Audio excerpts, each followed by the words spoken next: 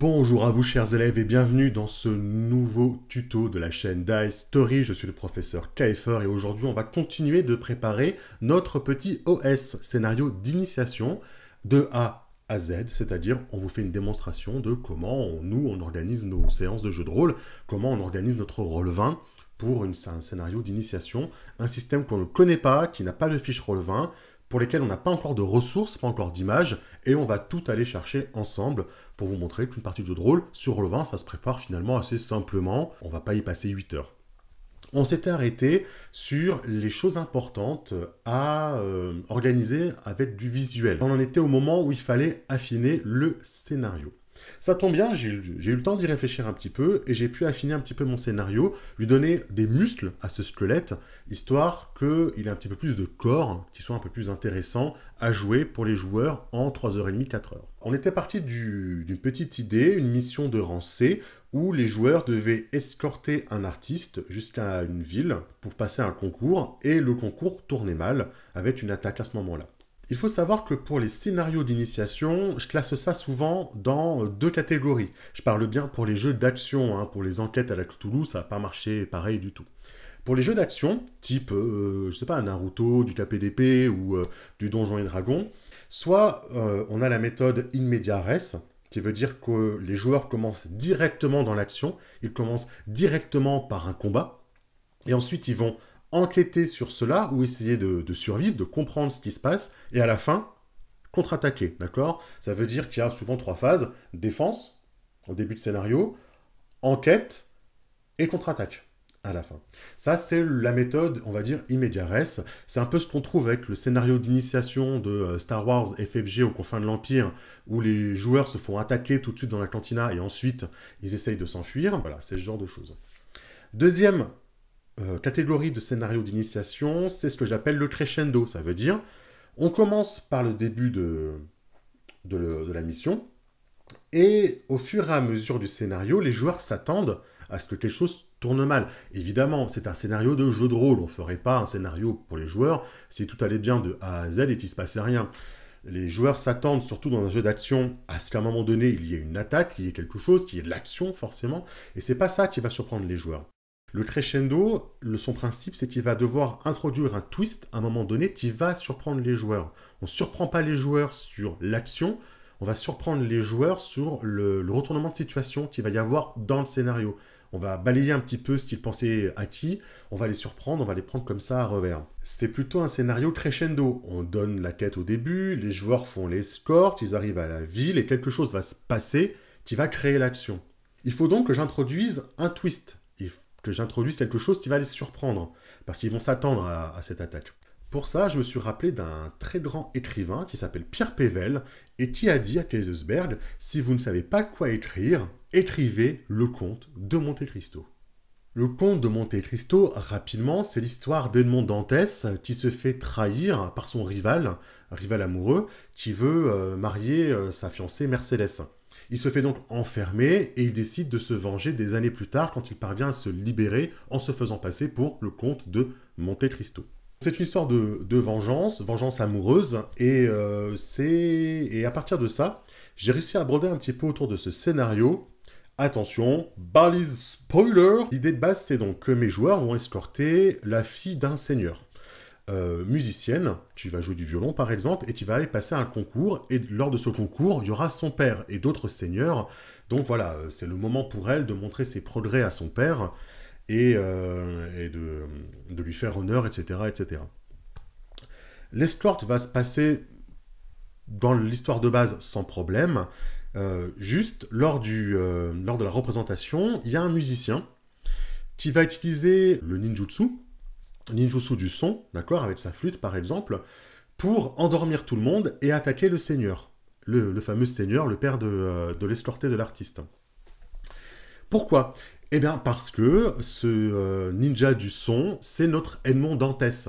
C'est celui qui a été emprisonné de façon fourbe, de façon malhonnête et de façon injuste pour que le Seigneur du Feu puisse épouser la femme qu'il convoitait, qui est la mère du coup de l'artiste qu'on escorte, qu'on va appeler Akane. Notre Edmond Dantès va attaquer le père d'Akane. Nos ninjas sont évidemment là au bon moment, au bon endroit, puisqu'ils escortaient la fille de ce Seigneur, et ils vont pouvoir affronter cet Edmond Dantès. Le twist de ce scénario, c'est qu'en fait, en réalité, Edmond Dantès est le vrai père d'Akane. La mère d'Akane, qui était disputée du coup par le Seigneur et notre Edmond Dantès, était déjà enceinte de notre pauvre ninja emprisonné au moment où il s'est fait mettre en prison. Et donc, pour sauver les apparences, elle a accepté d'épouser rapidement le Seigneur. Et donc, notre jeune Akane est en réalité la fille de notre ninja du son. Et le twist dans le twist, c'est qu'elle était en plus au courant, sa mère ne lui a jamais caché à elle, ce qui fait que quand les joueurs vont arrêter notre Edmond Dantès, sa fille va s'interposer en leur disant « Je sais que c'est mon père, etc. et je veux partir avec lui, s'il vous plaît, laissez-nous partir, fermez les yeux sur ce qui s'est passé, etc. » Voilà. Dans un scénario, j'aime aussi mettre des petites variables. Les variables, ce sont les points sur lesquels je peux jouer pour un petit peu allonger le scénario si je vois que mes joueurs vont trop vite. Si jamais mes joueurs vont assez vite, parce que finalement, ils connaissent pas très bien leur personnage, ils sont pas encore rentrés bien dedans, vu que c'est la première partie, qu'il n'y a pas trop d'interaction encore entre eux, il faut quelque chose pour les réveiller et pour allonger un petit peu la sauce, allonger un petit peu le scénario. Ma fausse piste, ici, je vais la jouer avec la gouvernante. Puisque, pour les besoins du scénario, la mère, du coup, de Akane, l'artiste, sera décédée, d'où la vengeance de notre Edmond Dantès, je vais mettre une petite variable sur elle. Je vais dire qu'en fait, c'est une vieille personne qui, en fait, est recherchée pour des crimes qu'elle a commis par le passé, et qui, du coup, se cache dans la maisonnée de ce seigneur. Elle est devenue la gouvernante de cette jeune fille. C'est totalement inspiré de Tigre et Dragon, avec Jeanne Layenne. C'est exactement le même principe, avec une gouvernante peut-être un peu moins assassine que dans le livre. La variable peut être par exemple une attaque de chasseurs de primes dans la forêt, qui va mettre une petite fausse piste pour les joueurs. Mon scénario est ok, je vais évidemment trouver les noms au fur et à mesure de ma préparation. L'époque choisie, alors vu qu'on est dans un univers franchisé, je veux pas trop jouer avant les événements de Naruto, parce que sinon les joueurs vont avoir l'occasion d'influencer les événements du manga, et ça va créer des petits soucis. J'ai pas envie de rentrer là-dedans, c'est pas une campagne.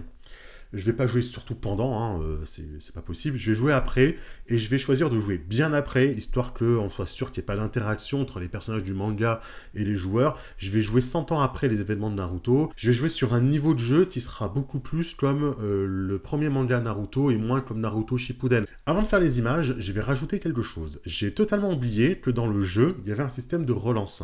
C'est-à-dire que les joueurs, une fois qu'ils ont fait leur jet, ils peuvent relancer un certain nombre de dés qui dépendent de traits roleplay qu'ils ont créés dans leur fiche. Ce qui fait qu'il va falloir que je crée peut-être une petite macro, un petit bouton encore en bas, pour faire des relances plus facilement. Il va être assez simple à faire, puisqu'en fait, c'est juste... Hop, nouvelle macro. C'est juste un nombre de D10 à relancer. Il n'y a pas de bonus, etc. C'est juste un nombre de D10 à relancer. Relance, elle est là. Je vais juste récupérer du coup ma première macro. Hop, je la copie, je la recolle. Alors, /R, combien de D10 vous voulez relancer? Ça, c'est toujours bon. Tout ce qui est supérieur ou égal à 5 est une réussite. Tout ce qui est à 4 est un échec. Et je supprime toute la partie plus réussite auto. Pourquoi? Parce que les réussites auto ne se rajoutent pas une deuxième fois. C'est une relance de dés. Par exemple, je vais dire, tiens, je vais relancer 3 D10 parce que mes traits me permettent de relancer 3 D10 sur mon jet. Donc, je vais juste avoir besoin de relancer 3 D10 et que mes 5, 6, 7, 8, 9, 10 soient des réussites, que mon 4 soit un échec. Donc voilà, hop, je le mets visible pour tout le monde, je le sauvegarde et je le rajoute dans ma barre. Et voilà, on va vérifier qu'elle fonctionne. Mettons, je dois relancer 2 D10. Voilà, c'est bon. Et j'ai 2 succès parce que j'ai fait 8 et 9. Voilà, parfait. Pas besoin de plus, c'est fini. Nos images. Nos personnages ne vont pas commencer, je pense, à Konoha. Peut-être qu'ils vont même pas choisir d'être du village de Konoha, on n'a pas encore créé les personnages joueurs. Donc, Pour l'instant, je mets pas d'image de village, on verra bien ce qui se passe pendant la création de perso. Le plus simple serait que cette artiste, elle était actuellement éduquée dans un temple, genre le temple de la lune ou le temple des fleurs de camélia, je sais pas. Elle apprenait la musique là-bas, loin du village, de la ville de son père, histoire que ce soit logique que les ninjas l'escortent. Parce que du coup, si elle était déjà sur place, pas besoin de l'escorter. Donc il faudrait par exemple, pourquoi pas, une image Japanese Temple Art. Voilà, parfait. Alors, pourquoi ces mots-clés là? Japanese parce que j'aime bien taper les mots en anglais parce qu'il y a souvent plus de ressources. Japanese pour japonais. Naruto est très inspiration japonaise évidemment. Temple pour le temple, tout simplement. Art, pourquoi art? Parce que si je tape le Japanese Temple, je vais avoir des temples japonais, des photos de temples japonais. Là, au moins, je vais avoir un petit peu des dessins, c'est ce qui m'intéresse. Comme ça, je vais pouvoir prendre un dessin d'un temple que je trouve sympa. Par exemple, on va prendre celui-là. Voilà. Ça, c'est le temple où la jeune fille, qu'on a appelée Akane pour l'instant, elle a fait son éducation artistique et c'est le point de départ où les joueurs vont aller la chercher. Donc, j'affiche l'image, la voilà, et je vais l'enregistrer. Voilà. Si on voit mon dossier Naruto, vous voyez que mon image, elle est là. Mon image de temple, elle est là. On continue. RPG Forest, RPG pour role-playing, hein, un jeu de rôle. Hop. Est-ce que ça dit? Est-ce qu'il y en a une Celle-là me paraît pas mal du tout. Voilà, on va prendre celle-là. Il y a du bambou en plus, c'est parfait. Donc, je l'enregistre dans mon dossier Naruto. Image de la forêt, carte ambiance d'une ville. Japanese médiéval, tone, art.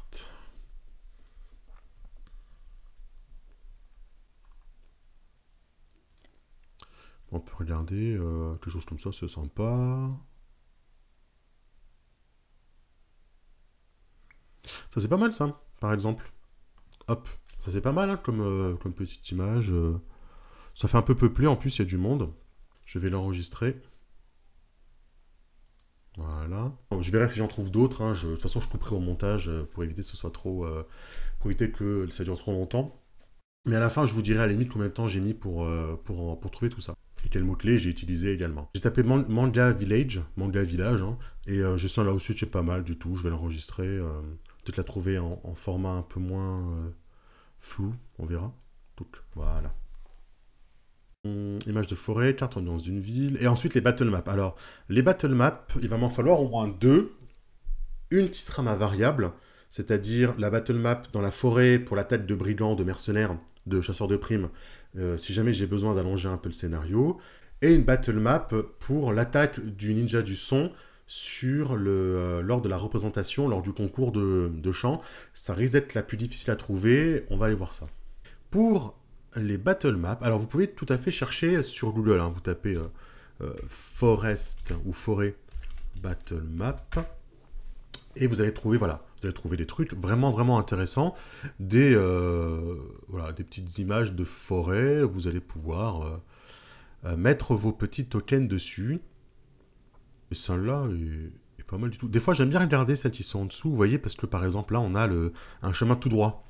C'est un peu ça dans Naruto, on a souvent des chemins tout droits où ils se prennent des embuscades. Donc je vais prendre les deux, afficher l'image, enregistrer sous, hop, et celle-ci aussi. Et puis je choisirai le moment venu laquelle je vais utiliser. Deuxième solution pour les battle maps, j'aime bien aller sur Pinterest. Surtout quand je vais chercher des battle maps un peu plus spécifique. C'est un peu mieux trié et il y a souvent des très bons liens qui sont faits entre les images. Il faut que je trouve un petit peu les mots-clés qui vont être sympas. Donc Battle Map déjà c'est sûr. Battle Map, show peut-être, show pour le show. Techniquement, qu'est-ce que je cherche? La map parfaite que vous avez en tête, c'est très rare que vous la trouviez exactement. Il ne faut pas être trop pointilleux non plus, sinon vous allez passer des heures et des heures à chercher une battle map qui correspond exactement à ce que vous avez en tête. Et ça va, vous allez perdre beaucoup de temps et finalement vous prendrez pas beaucoup de plaisir à préparer cette partie de jeu de rôle. Ce que je voudrais comme map, comme carte, ce serait une espèce de scène, je pense. Ça serait super d'avoir une scène et des gradins. Moi, ce que je chercherais, ce serait une scène et des gradins. On peut tenter avec Arena, peut-être, pour l'arène. Et trouver peut-être une carte un petit peu neutre. Vous voyez, dans celle-ci, vous voyez, elle fait un peu trop typée gladiateur, avec le sang dedans.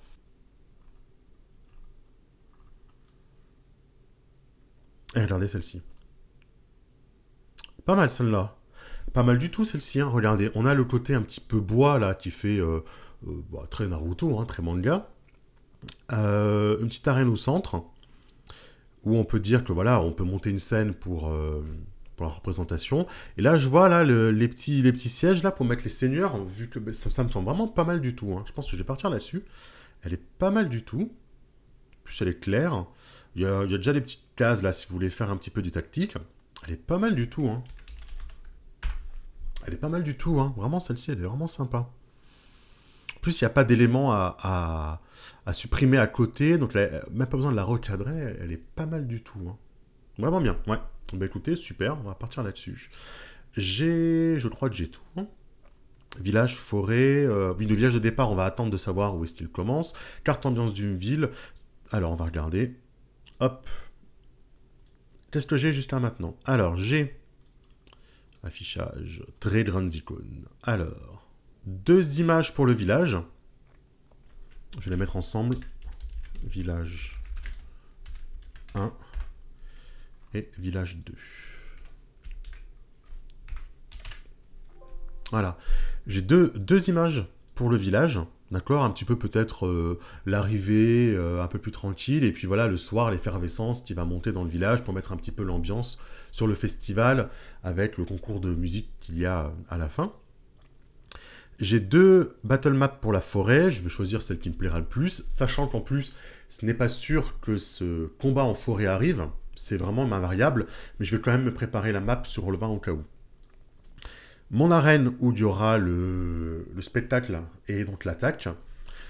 Le temple d'où vient la jeune fille, et ça c'était mon image de départ, voilà. Là j'ai vraiment ce qu'il me faut pour faire ma partie. Évidemment je pourrais en rajouter 3, 4, 5 de plus, hein. Je pourrais rajouter 2 autres images de forêt, une petite image à la fin pour conclure selon ce que les personnages choisissent.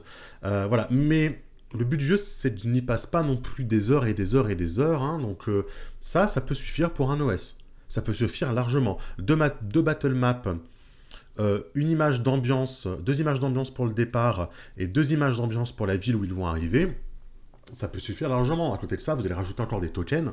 Donc voilà, niveau image, ce sera assez fourni. N'en faites pas trop non plus. On a tendance à vouloir beaucoup trop en faire avec les parties sur Internet.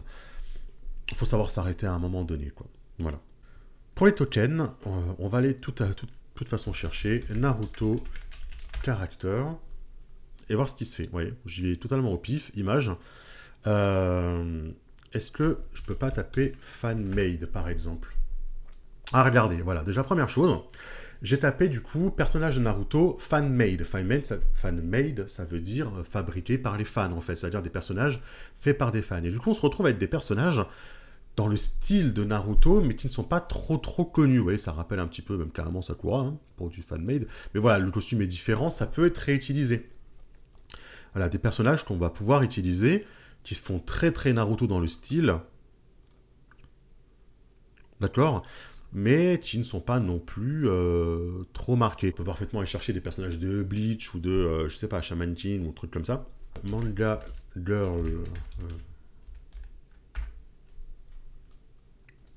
Par exemple, si je tape film manga violon, voilà, on trouve des images qui pourront me servir peut-être à faire mon token pour mon personnage qui va être escorté. Par exemple, celle-ci me plaît. Je vais réutiliser la méthode de token stamp dont j'ai parlé dans une autre vidéo. Je vous mettrai le lien, je sais jamais où c'est, par là-bas, hein, avec le lien vers la vidéo, et comme j'ai pas besoin de trop y revenir. Token stamp, on y va.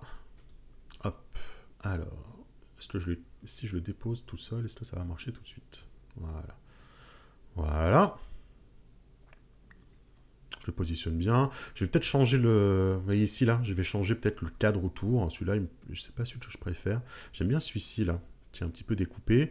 Et je vais changer la couleur. J'aime bien le mettre un petit peu en gris, comme ça, là. J'aime bien. Voilà. Vous voyez, du coup, regardez bien, là, mon token, en haut, il est plus rempli. Hein. Faut que je le monte un petit peu. Voilà. Je le positionne bien à droite également. Voilà. Ça me semble pas mal. Je peux le réduire un peu, hein, si je veux avoir un peu plus de violon. Sortez les violons, hein. Il me semble pas mal, je vais le télécharger et je vais l'enregistrer dans mon dossier Naruto.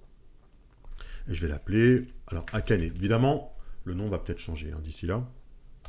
Voilà, c'est juste pour avoir un petit point de repère. Et si je remonte mon petit dossier, le voilà, je dois avoir ma petite Akane à l'intérieur. Voilà, j'ai ma petite Akane qui apparaît maintenant, qui est ici. Ce sera mon token pour mon personnage féminin qui joue du violon et qui est au centre de l'intrigue, hein, D'ailleurs, quelque chose que je peux faire assez souvent, c'est aller chercher des générateurs de noms sur Internet. Par exemple, je vous mettrai celui-ci en lien, un générateur de noms qui va tout à fait bien avec Naruto, qui est sur Fantasy Name Generator, le site d'Emily, qui met aussi en ligne des musiques libres de droit qui sont vraiment bien faites, que j'utilise par exemple dans Iron Sworn. Je vous mettrai le lien en description, vraiment, elle gagne à être connue, hein, cette personne. Je vais pouvoir générer des noms masculins ou féminins de personnages, et je pense que c'est ce qu'on va faire, hein, on va dire par exemple, tiens, Ichimoto, ça me parle bien. On va dire que voilà, mon ninja déchu, celui qui a été emprisonné, mon Aimon Dantès va s'appeler Ichimoto. Et comme ça, vous le peuplez assez facilement. Et si jamais vous devez créer un PNJ sur le pouce, d'avoir ce petit onglet qui est ouvert en permanence, pof, vous sortez un nom assez rapidement. Ça ne laisse pas l'impression à vos joueurs que le PNJ n'est pas important. On va dire que cette jeune fille, c'est donc Akane Izagiri.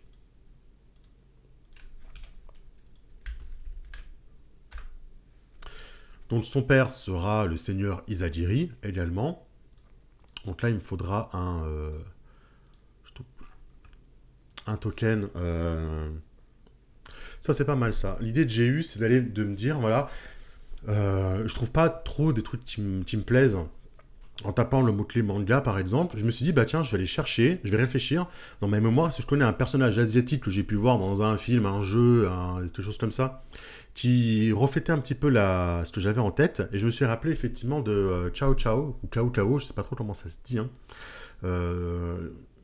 qui est un personnage des trois royaumes. Et je me rappelais qu'il y avait eu plein de jeux vidéo hein, sur cet univers, et donc j'avais sûrement trouvé des trucs qui me plaisent.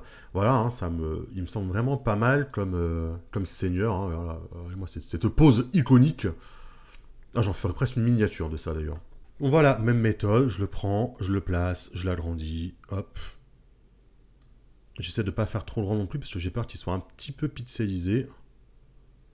Mais voilà. J'ai mon seigneur, celui qui a fait enfermer notre malheureux Edmond Dantès. J'ai sa fille. Maintenant, je vais pouvoir chercher, par exemple, notre personnage de Edmond Dantès, etc., etc. Je vais pas tout vous mettre. Hein. Je vous fais un cut et je vous récupère quand j'ai terminé mes tokens. Mais vous voyez un petit peu le principe. Je cherche avec des mots-clés des personnages, soit en rapport avec un manga ou un film, un livre, une série, voilà, quelque chose, ça dépend ce que vous cherchez, hein. Avatar photo, plutôt pour les choses récentes, hein, comme du Cthulhu, du Pulp, du Night, voilà, du post-apo, etc. Ça peut être sympa d'avoir des avatars photos, ou plutôt pour les univers un petit peu imaginaires comme cela, avoir plus des personnages dessinés, hein. Ça peut aussi aller pour le Medfan. Le mot-clé que j'utilise beaucoup, c'est le mot-clé art.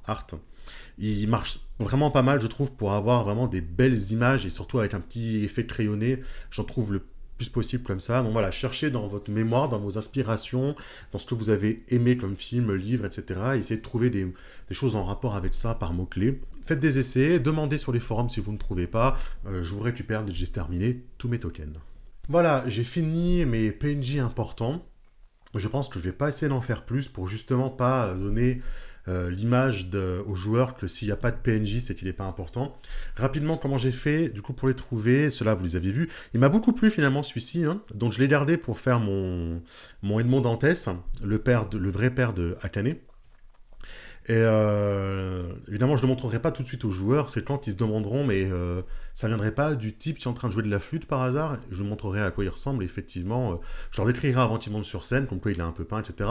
Mais c'est vrai que cette image donne vraiment l'impression que c'est le méchant, et à la limite, tant mieux, parce qu'en fait, à la fin, il s'avérera que c'était le plus gentil. Emio, c'est la... Du coup, ça sera la nourrice, la gouvernante, celle qui, dans une quête secondaire, est recherchée pour des crimes qu'elle a fait auparavant.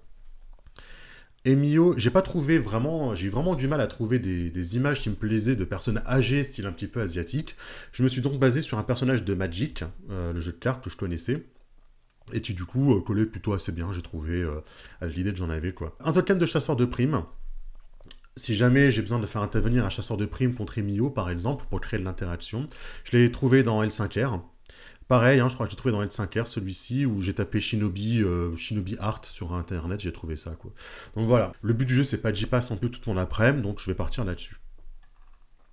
Hop, ici je vais mettre tous mes tokens. Tous mes personnages importants de cette mission, ils sont là et je pourrais aller les chercher si j'en ai besoin. Ils sont dans ma fiche PNJ là. Et j'irai les chercher si j'en ai besoin. C'est pas non plus impossible que je les copie-colle et que je les mette en couche MJ pour les cacher sur l'autre page.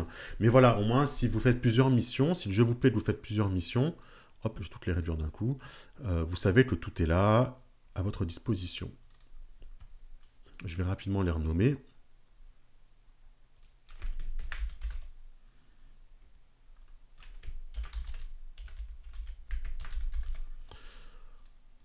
Hop, Isadiri Akane.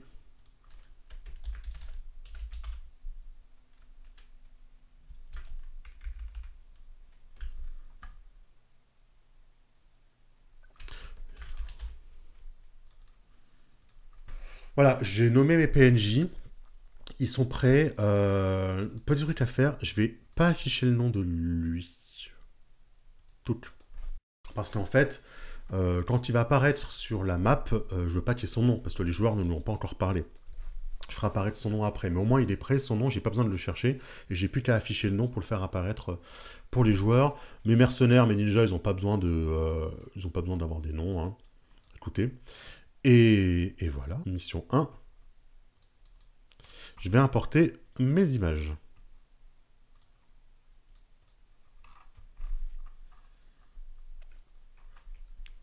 Alors, d'abord, mon temple japonais.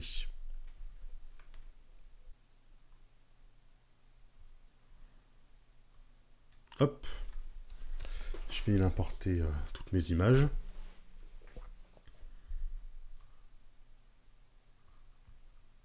Ok, elles sont toutes là.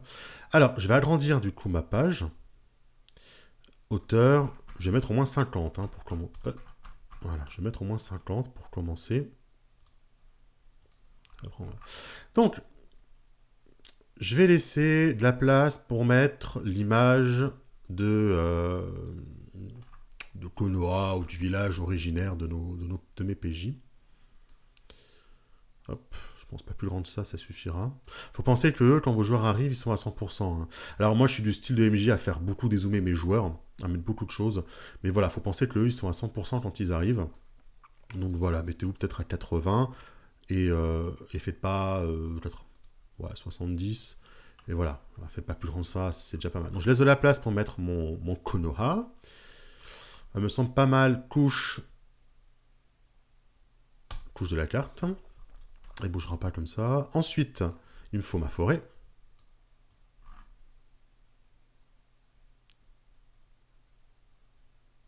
Voilà. On va faire un petit peu moins grande.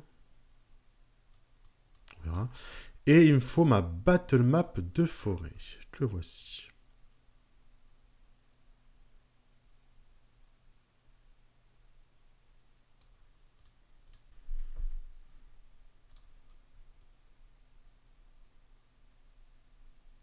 Voilà.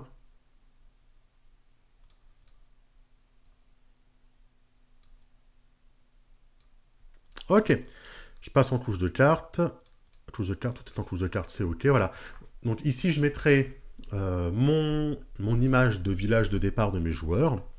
Et dans la petite zone qui sera ici, là, le petit rectangle noir là, qui sera vide, je mettrai les tokens. Les tokens des personnages qu'ils vont encadrer. Donc hop, hop. Je vais les prendre tout de suite d'ailleurs. Je les copie. Je les colle. Voilà, et je les mettrai ici du coup.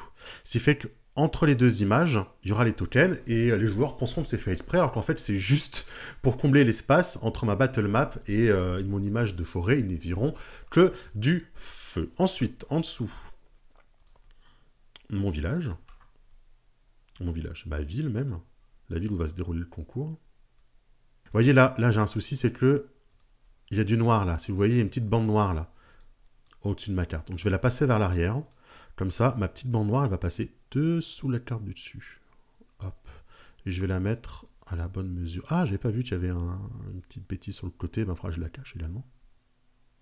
Voilà, comme ça. Je fais attention que ça soit bien l'un sur l'autre. Ouais, ça ira. Voilà. Et enfin, mon arène. Mon arène, je vais essayer de la faire assez grande, hein, parce que c'est là où va se dérouler le combat final. Voilà. Voilà, comme ça, ils verront bien ce petit combat-là. Je réfléchirais, peut-être que je mettrais une petite image d'ambiance ici. Je vais y réfléchir. Une petite image d'ambiance, là, d'une arène. Ah, je crois que dans Naruto, justement, ils se font endormir à un moment donné dans une arène. Tout début, là, pendant les examens Chunin, ou Junin, je sais plus. Il faudra que je regarde un truc comme ça peut être intéressant. Et voilà, ici, je mettrai du coup mes tokens, avec par exemple mon token de mon monsieur ici. Tout ça là, mes joueurs le voient. Hein. Tout ça, ils le voient. Alors évidemment, ils arrivent, ils sont sur la couche player, le start. Mais si jamais je les déplace et que je les amène ici, ils vont voir tout ce qu'il y a là. Donc, je les remets bien là. Je vais cacher la majorité de mes cartes. C'est-à-dire que celle-ci, couche du MJ. Ces deux-là, couche du MJ, parce qu'ils ne sont pas encore arrivés. Et la forêt, également, couche du MJ. Voilà. Ce qui fait qu'en arrivant, ils vont voir que l'image du temple et leur image de leur village de départ. Je pourrais même cacher le temple et leur révéler au fur et à mesure. Bon, ça peut faire un petit peu vide en arrivant, et comme ça, ils sauront tout de suite qu'il faut dézoomer quand ils verront qu'il y a deux images. Comme ça, ils se mettront tout de suite à 70%, et ils ne bougeront pas des 70% jusqu'à la fin. Ici, hop, je vais mettre tout de suite, si on a besoin, hop, objet et pion, je vais prendre mes shinobi et mes mercenaires. Je me mets en couche du MJ et je vais me les mettre là, tiens, à la limite. Ça me servira de... Voilà, je les mettrai là. Ça me servira de vivier si j'en ai besoin. Et au cas où, je vais tout de suite me mettre un mercenaire ici. Comme ça, il sera prêt pour l'attaque. Si j'ai besoin, du coup, je le multiplie. Hein. Voilà, j'en ai besoin de deux. Pensez bien que là, ils sont en couche du MJ comme la carte. Ce qui fait que faudra bien tout mettre en couche de cartes et après en couche de pion. Quand le moment du combat sera arrivé, qu'est-ce que je vais faire? Je vais leur raconter ce qui se passe. Je vais cliquer sur ma carte. Je vais la mettre en couche de cartes. Comme ça, ils verront la carte. Ils ne voient pas encore les tokens. Ils vont se douter qu'il va y avoir une attaque, parce que généralement, quand une battle map pop, il va se passer quelque chose. Et ensuite, je leur révélerai les pions qui est encore en couche de MJ. Et je me remettrai en couche de pion après pour pouvoir les bouger. Ok? Donc hop, je remets ça en couche de MJ. Et je remets ma carte. Oh mince. La carte est background en couche de MJ. Voilà. Donc là, tout est en couche de MJ. Et quand le combat arrivera, je leur révélerai d'abord la carte. Ah, couche de MJ. Je leur révélerai d'abord la carte. Et ensuite, je leur révélerai les tokens qui sont cachés dessus. Et il va me rester du coup mon seigneur. Mon seigneur. Il est là. Mon seigneur. Ils sont là. Hop, voilà. Donc pareil, couche MJ parce que au début ils sont pas là. Hein. Couche du MJ. Je me mets en couche MJ pour les déplacer. Hop. Monseigneur, tu seras là. Hop. Et lui, toi tu vas attendre ici aussi parce que tu vas bientôt, tu iras sur scène le moment venu. Qu'est-ce que je pourrais faire d'autre là? Techniquement, mes cartes sont préparées là. Ça peut suffire largement. Hein. On rajoute les tokens des joueurs. De tokens du maître, et en avant gagnant, hein. Là, il y a ce qu'il faut pour jouer. Hein. Peut-être peupler un peu les gradins, genre je sortirai des tokens que j'ai déjà fait, et je les mettrai là-dedans. N'en faites pas forcément spécialement, si vous n'avez pas le temps, n'en faites pas spécialement pour ça. Hein. Donc là, comme ça peut suffire largement. Hein. C'est à vous après de décrire à l'oral pour peupler un petit peu ces gradins. Mais si vous avez des tokens qui traînent, mettez-les. Hein. Mettez-les. Voilà. Qu'est-ce qu'il me restera à faire ensuite? Les aides de jeu. Je ferai les aides de jeu et je ferai peut-être des fiches de PNJ si j'ai voilà, si j'ai le temps ou si j'en ai besoin pour ce jeu. Je vais m'arrêter là pour l'instant. J'ai fait une prochaine étape. On va faire les personnages avec les joueurs et je ferai ensuite les aides de jeu par rapport à ça en fait, par rapport aux voix, aux clans, aux sorts qu'ils ont choisis. Je ferai mes aides de jeu par rapport à ça. Donc je m'arrête là pour aujourd'hui. Prochaine vidéo, on fera les aides de jeu. On mettra les tokens des joueurs, on fera peut-être des fiches de perso sur place pour qu'ils se rappellent de certaines choses. Et voilà, je vous fais des gros bisous par webcam interposée. On se dit à bientôt, au revoir et bonne journée.